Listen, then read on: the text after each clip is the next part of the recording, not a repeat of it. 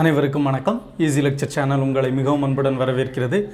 நாம் இன்னைக்கு இந்த வீடியோவில் சிக்னல்ஸ் அண்ட் சிஸ்டமில் 4-year series of full wave rectifier பற்றி பார்க்க போகிறோம். இந்த ஃபுல் வேவ் ரெக்டிஃபையரோட 4-year சீரீஸ் கண்டுபிடிக்கணும் அப்படிங்கிறது அண்ணா யூனிவர்சிட்டி செமஸ்டர் எக்ஸாமினேஷனில் EC 8352 அப்படிங்கிற சப்ஜெக்ட் கோடில் சிக்னல்ஸ் அண்ட் சிஸ்டமில் ஏப்ரல் மே 2019 எக்ஸாமினேஷனில் கேட்கப்பட்ட கேள்வி தான் நம்ம இன்றைக்கி டிஸ்கஷனுக்கு எடுத்துருக்குறோம். இதில் என்னெல்லாம் பார்க்க போகிறோம் அப்படின்னா 4-year சீரீஸ் எதுக்காக போகிறோம், 4-year சீரீஸ்க்கும் 4-year ட்ரான்ஸ்ஃபார்முக்கும் என்னெல்லாம் டிஃப்ரென்ஸ் அப்படிங்கிற மாதிரியான, ஏன்னா 4-year சீரீஸ்க்கும் 4-year ட்ரான்ஸ்ஃபார்முக்கும் உள்ள ரிலேஷன்ஷிப் வந்து நிறைய பேர் தப்பாக புரிஞ்சுருக்கிறாங்க. ஸோ அதை வந்து தெளிவுபடுத்தும் விதமாக இந்த வீடியோ இருக்கும். ஸோ வீடியோ கம்ப்ளீட்டாக வாட்ச் பண்ணுங்கள். வீடியோக்குள்ளே போகிறதுக்கு முன்னாடி ஈஸி லெக்சர் அப்படிங்கிற எங்களோட சேனலை சப்ஸ்கிரைப் பண்ணுங்கள். நாம் இப்போது வீடியோக்குள்ளே போகலாம். ஓகே, ஸோ கொஸ்டின் என்ன அப்படின்னா, determine the 4-year series representation of the given full wave rectifier அப்படின்னு சொல்லிட்டு ஒரு ஃபுல் வேவ் ரெக்டிஃபையரோட அதோட அவுட்புட், ஃபுல் வேவ் ரெக்டிஃபையரோட அவுட்புட் கொடுத்துருக்குறாங்க. ஸோ இது வந்து EC 8352 signals and systems regulation 2017 April May 2019 கேட்கப்பட்ட கேள்வி அண்ணா யூனிவர்சிட்டி செமஸ்டர் எக்ஸாமினேஷனில். ஸோ இப்போது நம்ம டிஸ்கஷனுக்குள்ளே போகிறதுக்கு முன்னாடி 4-year சீரீஸ்னால் என்ன அப்படின்னு தெரிஞ்சுக்கிறதுக்கு என்ன பண்ணலாம் அப்படின்னா, நம்ம வந்து ஒரு கான்செப்ட் முக்கியமாக புரிஞ்சுக்கணும். இந்த சைன் வேவ் ஃபார்ம்ஸ் எல்லாம் இருக்கு இல்லையா, sinusoidal wave forms, sine wave form இல்லை cosine wave form. Okay, so இதெல்லாம் வந்து இது ரெண்டுத்தையும் தான் சைனுசாய்டல் வேவ் ஃபார்ம்னு சொல்லுவோம். இந்த infinity number of sinusoidal wave ஃபார்ம்ஸை நம்ம ஆட் பண்ணோன்னா நமக்கு கிடைக்கிறது ஒரு பீரியாடிக் வேவ் ஃபார்மாக கிடைக்கும். ஓகே, ஸோ ஒரு சைன் வேவ் ஃபார்ம் எடுத்துக்கும். அந்த சைன் வேவ் ஃபார்மில் என்னெல்லாம் ப்ராப்பர்ட்டிஸ் இருக்குது, எந்த ஒரு வேவ் ஃபார்ம் எடுத்துக்கிட்டாலும் ஆம்ப்ளிடியூட் இருக்கும், ஃப்ரீக்வன்சி இருக்கும், ஃபேஸ் இருக்கும். ஓகே, ஸோ இந்த ஆம்ப்ளிடியூட், ஃப்ரீக்வன்சி, ஃபேஸ் இந்த மூணும் வேரி ஆகிறது மாதிரியான infinite number of sine wave forms எடுத்துக்கிட்டோம் அப்படின்னா, நமக்கு எடுத்துக்கிட்டு அது எல்லாத்தையுமே ஆட் பண்ணோன்னா நமக்கு கிடைக்கிறது ஒரு periodic wave form, regular periodic wave ஃபார்மாக இருக்கும். ஓகே, ஃபார் எக்ஸாம்பிள் ஒரு ஆம்ப்ளிடியூட் வேரி ஆகிற கண்டினியூஸாக ஒரு வேவ் ஃபார்ம் இருக்குது, இன்னொரு வேவ் ஃபார்ம் அதோட ஆம்ப்ளிடியூட் ஒரு சைன் வேவ் ஃபார்ம் இருக்குது, தென் அடுத்தது இன்னொரு சைன் வேவ் ஃபார்ம் இருக்குது, அதோட ஆம்ப்ளிடியூட் மொதல் சைன் வேவ் ஃபார்மை விட வேறு ஒரு ஆம்ப்ளிடியூட்டில் இருக்குது, அடுத்தது இன்னொரு சைன் வேவ் ஃபார்ம் இருக்குது, அதோட ஆம்ப்ளிடியூட் வேறு ஒன்றா இருக்குது. இதே மாதிரி infinite number of sine wave forms நம்ம ஆட் பண்ணோன்னா நமக்கு ரிசல்டண்ட்டாக அந்த ஆட் பண்ணக்கூடிய ஒரு அவுட்புட் வந்து ஒரு ஸ்கொயர் வேவ் ஃபார்ம் கிடைக்கும். இதே மாதிரி ஃபேஸையோ இல்லை ஃப்ரீக்வன்சியோ மாற்றி அப்புறம் அதே மாதிரி infinite number of sine wave ஃபார்ம்ஸை ஆட் பண்ணோன்னா நமக்கு கிடைக்கிறது ஒரு ட்ரையாங்குலர் வேவ் ஃபார்மோ இல்லை சாட்டூத் வேவ் ஃபார்மோ. ஸோ இந்த மாதிரி நிறைய வேவ் ஃபார்ம்ஸ் கிடைக்கும். அதாவது ஆனால் கிடைக்கக்கூடிய வேவ் ஃபார்ம் கண்டிப்பாக பீரியாடிக் வேவ் ஃபார்மாக தான் இருக்கும். ஸோ அந்த கான்செப்ட் தான் இங்கே 4-year சீரீஸில் யூஸ் பண்ணுறோம். 4-year சீரீஸில் இந்த விஷயத்தை உல்டாவாக பண்ணியிருக்கிறாங்க. என்ன பண்ணியிருக்கிறாங்க, எதுக்காக பயன்படுது அப்படின்னா, ஒரு பீரியாடிக் வேவ் ஃபார்மை, எந்த ஒரு பீரியாடிக் வேவ் ஃபார்மாக இருந்தாலும் சரி, அந்த பீரியாடிக் வேவ் ஃபார்மை அதை நம்ம வந்து ஒரு சைன் வேவ் ஃபார்மில் சைனுசாய்டல் ரெப்ரசன்டேஷனில் ரெப்ரசன்ட் பண்ணுறதுக்காக தான் நம்ம 4-year சீரீஸ் யூஸ் பண்ணுறோம். ஆனால் 4-year ட்ரான்ஸ்ஃபார்ம் என்ன பண்ணுறோம், டைம் டொமைன் சிக்னலில் இருக்கிறத ஃப்ரீக்வன்சி டொமைனுக்கு மாற்றுறோம். ஸோ இதுதான் 4-year transform. So 4-year series வந்து எந்த ஒரு டொமைன் ட்ரான்ஸ்ஃபார்மேஷன் நடக்க போகிறதில்ல. பட் என்ன ஆகுது அப்படின்னா, ஒரு பீரியாடிக் வேவ் ஃபார்ம் எடுத்துக்கோமே, அது என்ன மாதிரியான பீரியாடிக் வேவ் ஃபார்மாக வேணாலும் இருக்கட்டும், அதோட ஒரு ஃபண்டமெண்டல் பீரியடில் அது எந்த ஒரு ஷேப்பாக வேணாலும் இருக்கட்டும், எந்த ஒரு இர்ரெகுலர் ஷேப். ஸோ நான் சொல்ல வர்றது என்ன அப்படின்னா, இப்போது ஸ்கொயர் வேவ் ஃபார்ம் இல்லை ஒரு ட்ரையாங்குலர் வேவ் ஃபார்ம், அப்படி இல்லைனா ஒரு சாட்டூத் வேவ் ஃபார்ம். ஸோ இது மட்டுமே பீரியாடிக் வேவ் ஃபார்ம் கிடையாது. இதெல்லாமே ஒரு ரெகுலர் ஷேப்பில் இருக்குது. பட் எந்த ஒரு ரெகுலர் ஷேப்லேயும் இல்லை.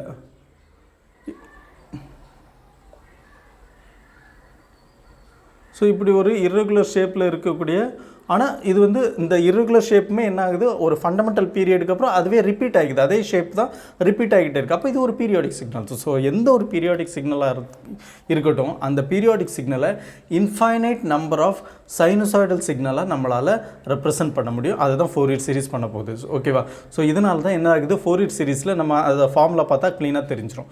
ஓகே, ஸோ இப்போது இந்த கொஸ்டின்குள்ளே வரும். நமக்கு ஒரு வேவ் ஃபார்ம் கொடுத்துருக்குறாங்க. இந்த வேவ் ஃபார்முக்கு 4-year சீரீஸ் கண்டுபிடிக்க சொல்லியிருக்கிறாங்க.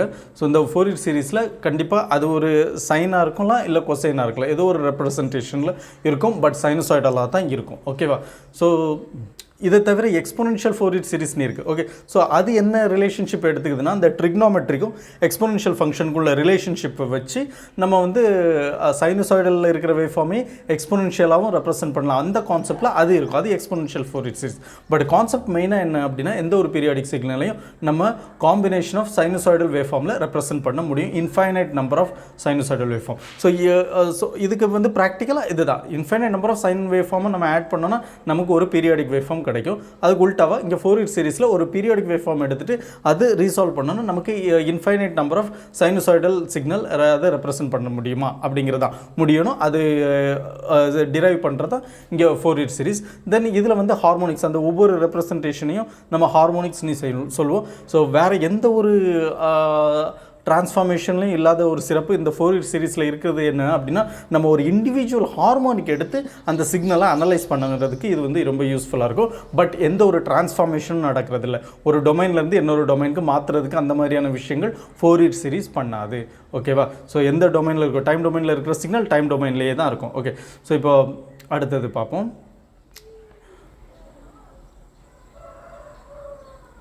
ஓகே, ஸோ இது வந்து ஜென்ரலாக ஃபோரியர் சீரிஸ்க்கான ஃபார்முலா.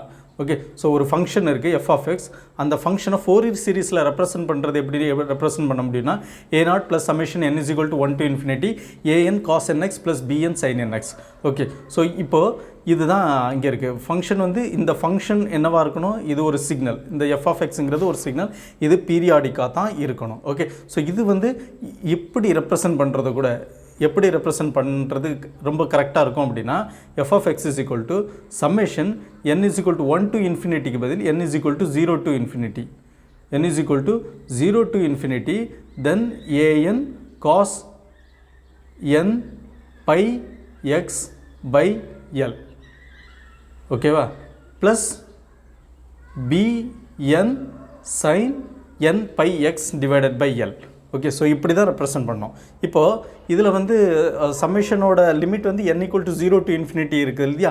இந்த n = 0வை இந்த சம்மேஷனுக்குள்ளே நம்ம சப்ஸ்டிடியூட் பண்ணோன்னா இங்கே n = 0 சப்ஸ்டிடியூட் பண்ணால் cos 0 இருக்கும், தென் sin 0 வரும். இந்த sin 0 வந்து 0 தான், அப்போ sin 0 into b of n அது 0 ஆயிரும். ஸோ இந்த டேர்ம் ஃபுல்லாக 0 சப்ஸ்டிடியூட் பண்ணச்சில் கேன்சல் ஆயிரும். நமக்கு இது மட்டும்தான் இருக்கும். cos 0 1ங்கிறதுனால இந்த an வந்து a0 ஆயிரும். அதை தான் நம்ம இந்த n = 0 to infinity நீ எழுதுறதுக்கு பதில் n = 0 சப்ஸ்டிடியூட் பண்ணி a0 தனியாக வெளியே எடுத்துட்டோம்.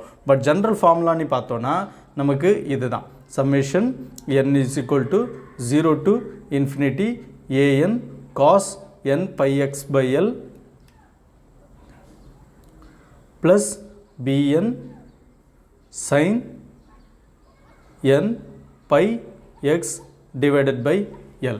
ஓகே, ஸோ இதில் வந்து இந்த எல் அப்படிங்கிறது என்ன அப்படின்னா இப்போ ஒரு பீரியாடிக் சிக்னல் தானே இந்த எஃப் ஆஃப் எக்ஸுங்கிறது பீரியாடிக் சிக்னல் இல்லையா? அந்த பீரியாடிக் சிக்னலோட ஃபண்டமெண்டல் பீரியட் வந்து 2π இருக்குன்னா அது then L is equal to pi, அதாவது அந்த half of the fundamental period தான் அந்த எல் வந்து எடுத்துக்கும். அப்போ 2l is equal to 2π.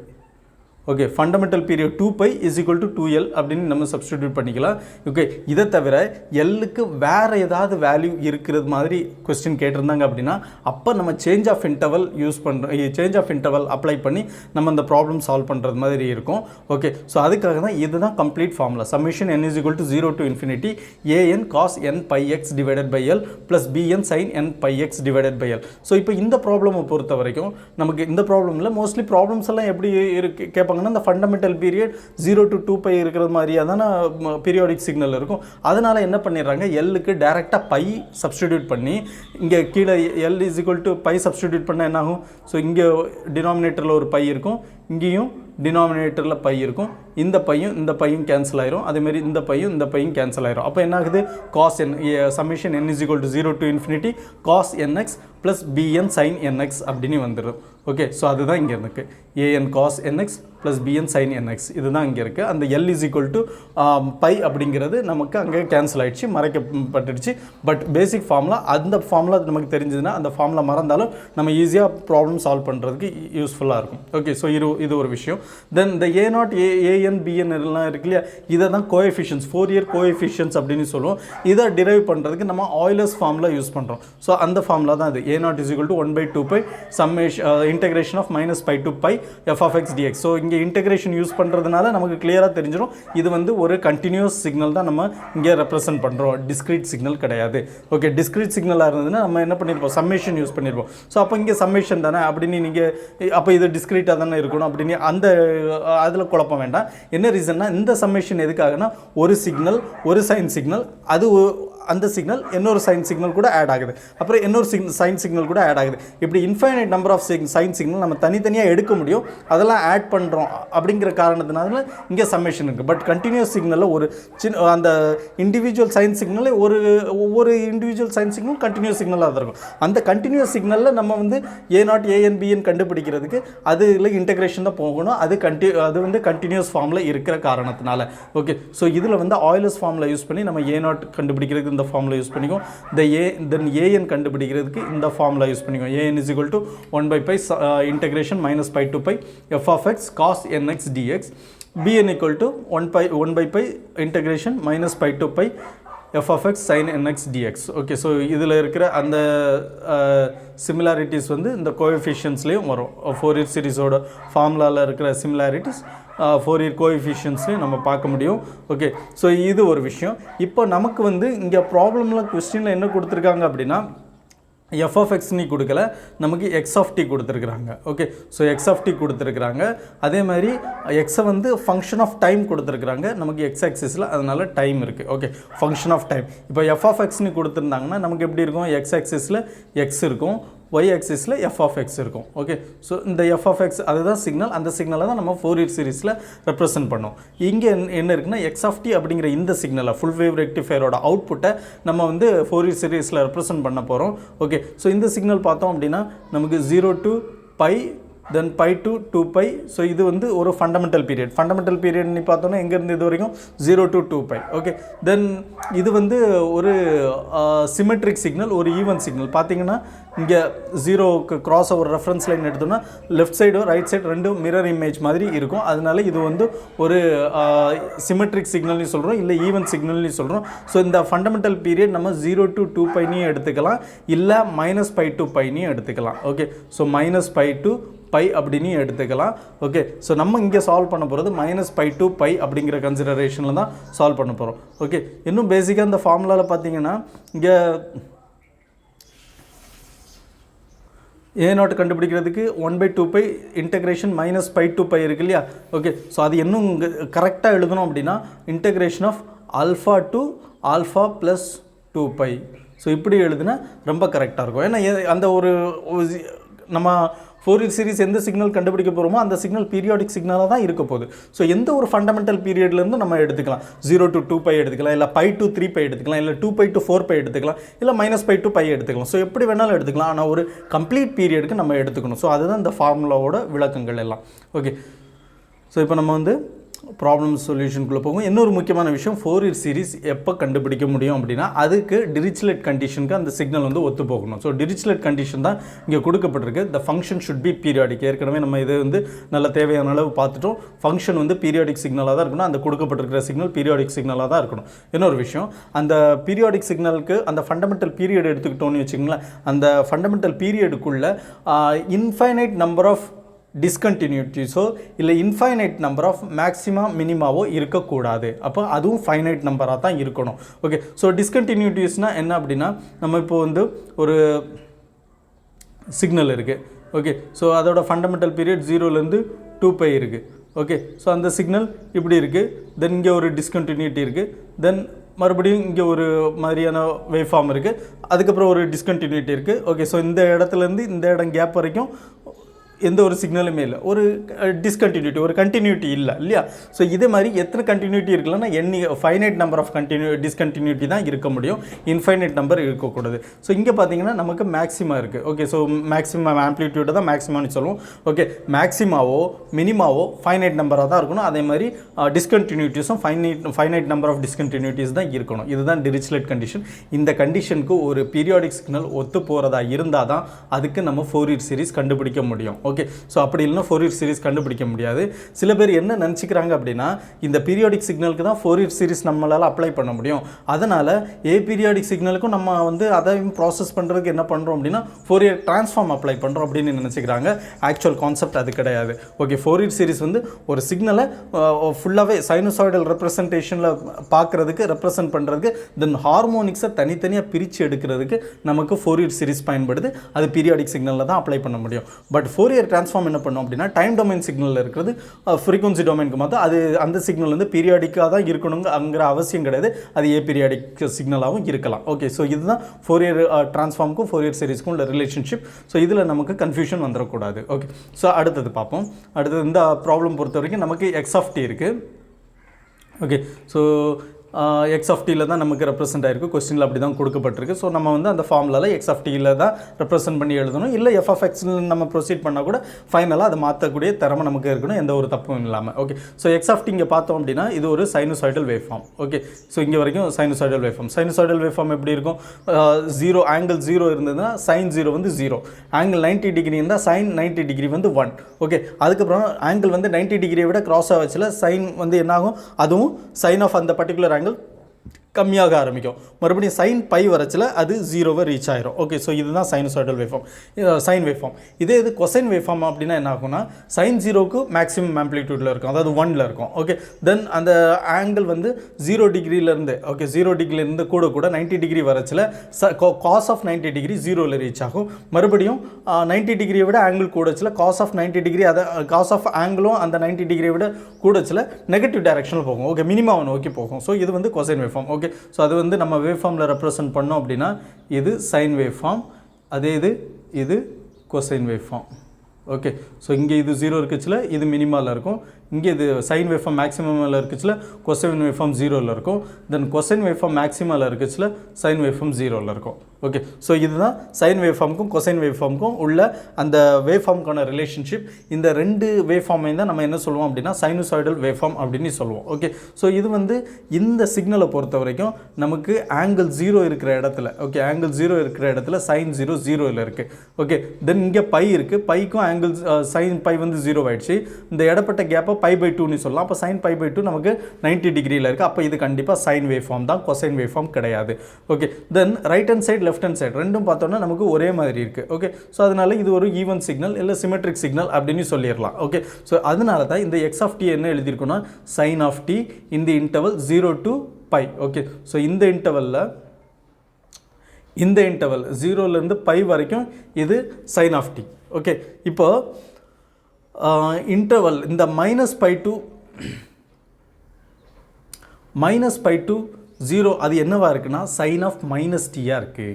Okay, sign of minus டியாக இருக்குது. அந்த சைன் ஆஃப் மைனஸ் டியை தான் நம்ம எப்படி எழுதியிருக்கோம் அப்படின்னா மைனஸ் சைன் டியாக எழுதியிருக்கோம். ஓகே, ஸோ என்ன ரீசன் அப்படின்னா இப்போது இந்த சைன் வேவ் ஃபார்ம் வந்து இப்படி இருக்குது இல்லையா, இப்படி இருக்குது. தென் இந்த பையை கிராஸ் பண்ணோன்னா அது நெகட்டிவ் டைரக்ஷனில் போகணும். ஓகே, ஆனால் அப்படி போகலை, அது பாசிட்டிவ் சைட்லேயே தான் இருக்குது. ஸோ π to 2πயும் அது மைனஸ் சைன் டியை தான் ஃபாலோ பண்ணுது. அதே மாதிரி இந்த சைட் பார்த்தோன்னா 0 விட லெஸ் தென் 0க்கு பார்த்தோன்னா இந்த wave form sinusoidal wave form sine wave form எப்படி போகணும்னா இப்படி போகணும். ஓகே, பட் இது இப்படி போகாமல் இந்த டைரக்ஷனில் வந்திருக்கு. அப்போது ஆக்சுவல் சைன் வேவ் ஃபார்மை விட அந்த -πலேருந்து 0 வரைக்கும் அது ஆப்போசிட் ஆம்ப்ளிடியூட்டில் இருக்குது. அதனால் மறுபடியும் நம்ம இங்கே ஒரு மைனஸ் சைன் டியில் ரெப்ரசன்ட் பண்ணியிருக்கிறோம்.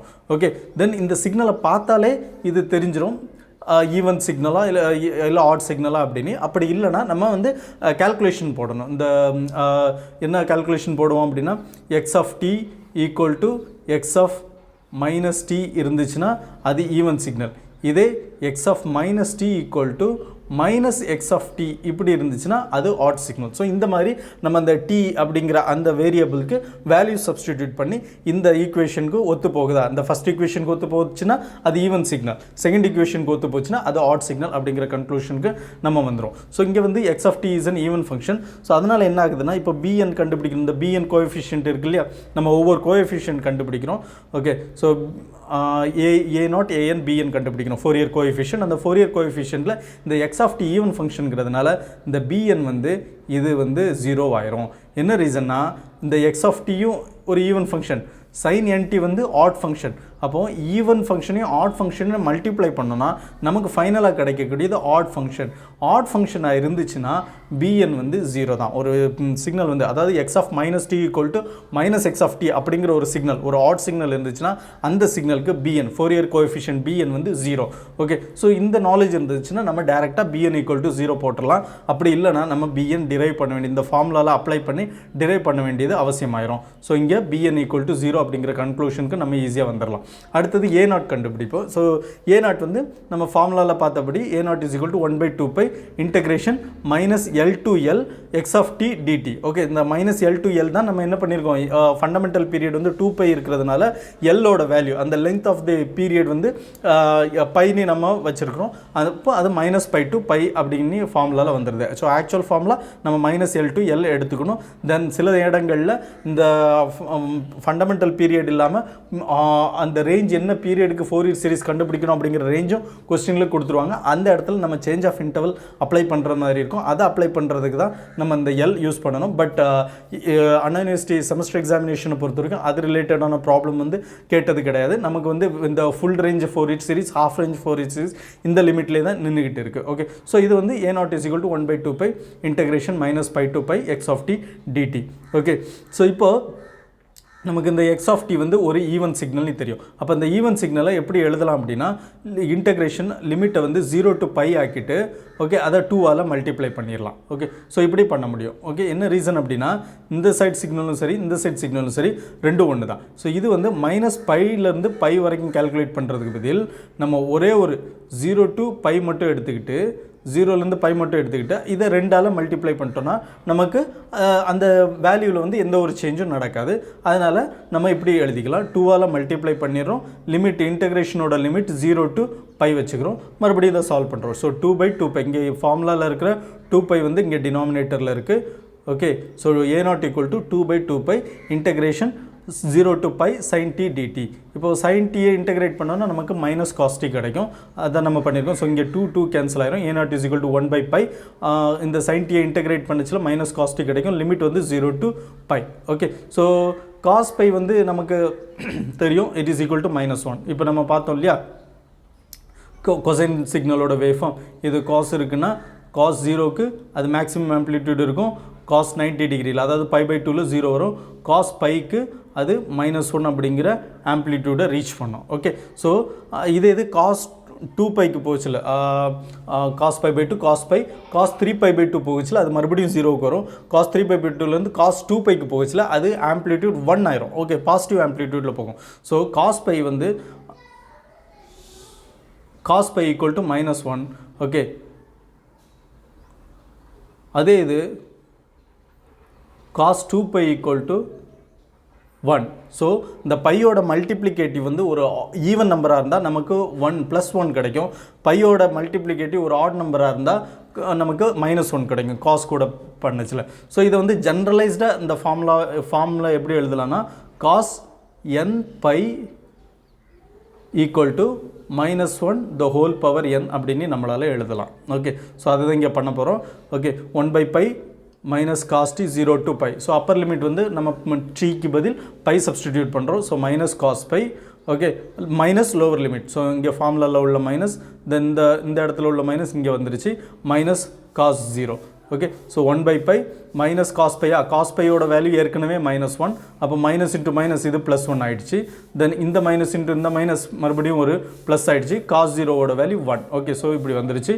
அப்போ நமக்கு 1 + 1 is equal to a0 equal to 2/π அப்படிங்கிற ஒரு வேல்யூ நமக்கு கிடச்சிச்சு. இப்போ a0 வேல்யூ கண்டுபிடிச்சாச்சு, bnோட வேல்யூவும் கண்டுபிடிச்சாச்சு, அது 0ன்னு நமக்கு தெரியும். இப்போ நம்ம an தான் கண்டுபிடிக்கணும். ஓகே, ஸோ an அந்த ஃபார்முலா நம்ம எடுத்துக்கிறோம். an is equal to 1/π integration -π to π x of t cos nt dt. Okay, இப்போ x of tங்கிறது ஒரு ஈவன் ஃபங்க்ஷன், அதேமாதிரி காஸ்ங்கிறதும் ஒரு ஈவன் ஃபங்க்ஷன், சைன்ங்கிறது ஆட் ஃபங்க்ஷன், ஆனால் காஸ்ங்கிறது ஈவன் ஃபங்க்ஷன். எப்படின்னா ஓகே, ஸோ இங்கே சைன் வந்து எப்படி இருக்கும், இங்கேருந்து ஸ்டார்ட் ஆகி இப்படி போகும். ஓகே, ஸோ சைன் வந்து இப்படி ஸ்டார்ட் ஆகி இப்படி போகும்.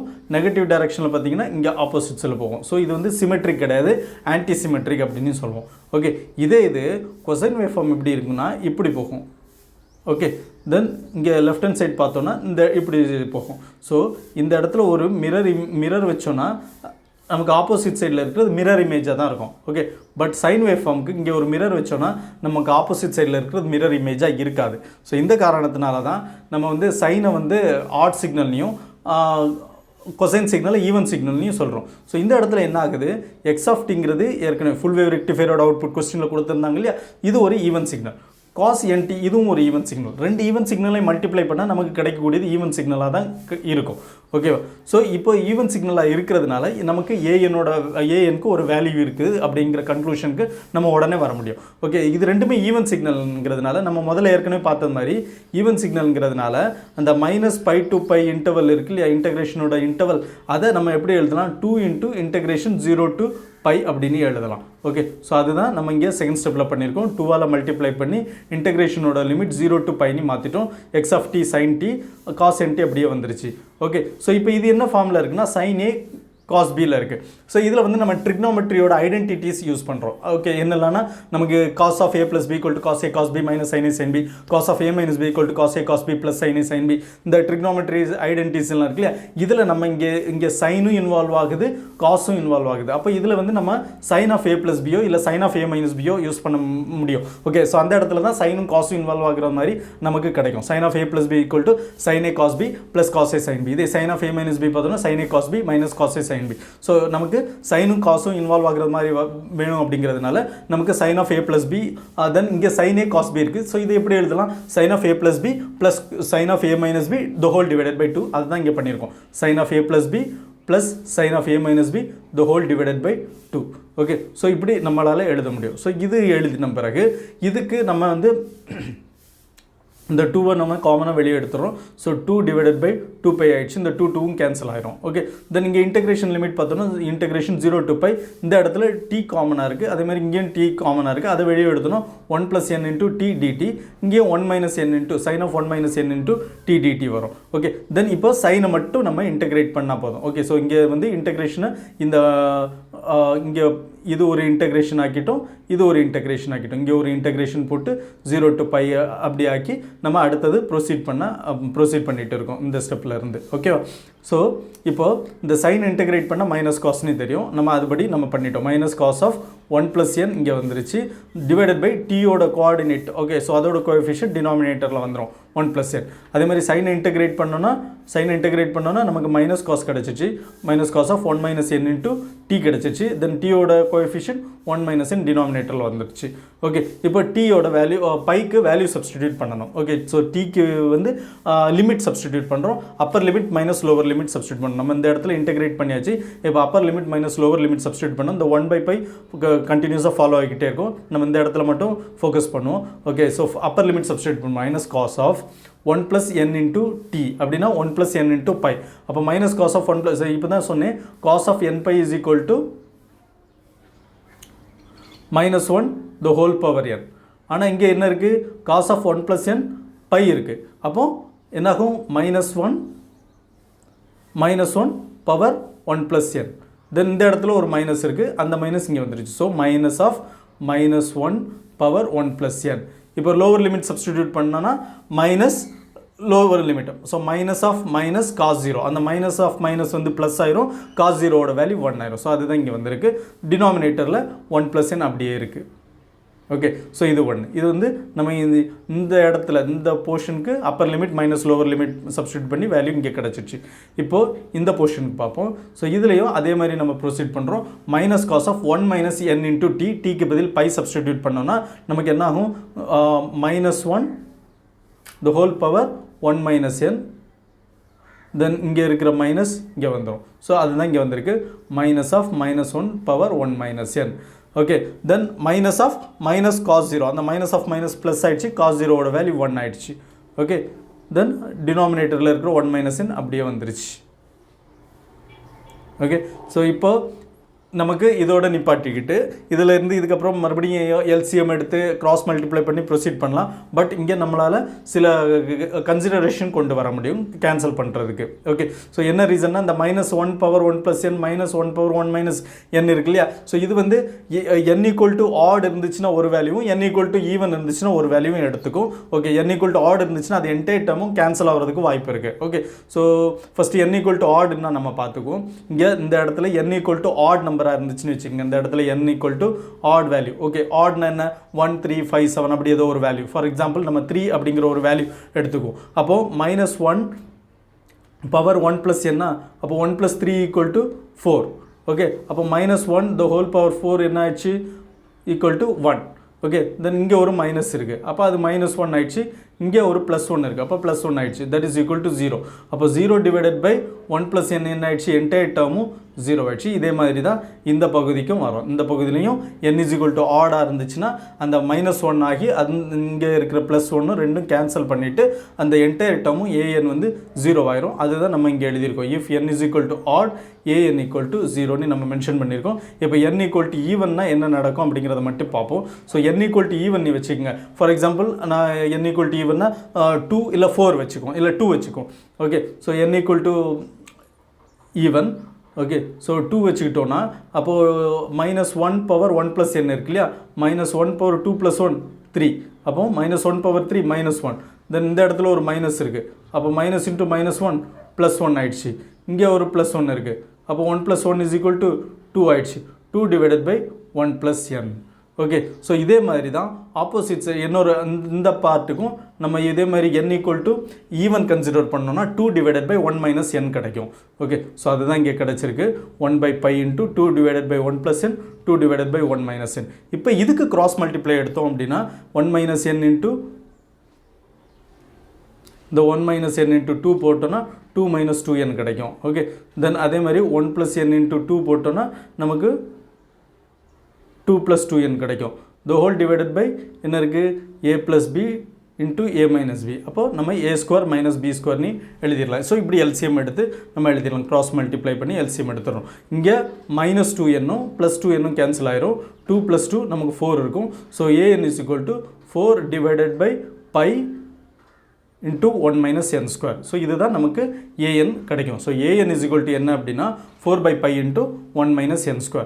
இப்போ நமக்கு வந்து a0 கண்டுபிடிச்சாச்சு, an கண்டுபிடிச்சாச்சு, bn கண்டுபிடிச்சாச்சு. இந்த ஃபோரியர் கோஎஃபிஷியன்ட்ஸ் எல்லாம் கண்டுபிடிச்சாச்சு. இது எல்லாமே நம்ம ஃபோரியர் சீரிஸோட ஃபார்முலாவில் அப்ளை பண்ண போகிறோம். ஓகே, ஸோ ஃபோரியர் சீரிஸோட ஃபார்முலா பார்த்தோன்னா இதுதான். x(t) = ஃபஸ்ட்டு நம்ம டிஸ்கஸ் பண்ணோம், இல்லை f(x) வச்சு டிஸ்கஸ் பண்ணோம். பட் நமக்கு இங்கே கொஸ்டினில் x(t) இருக்குது, அது ரிலேட்டடாக எழுதணும். Okay, so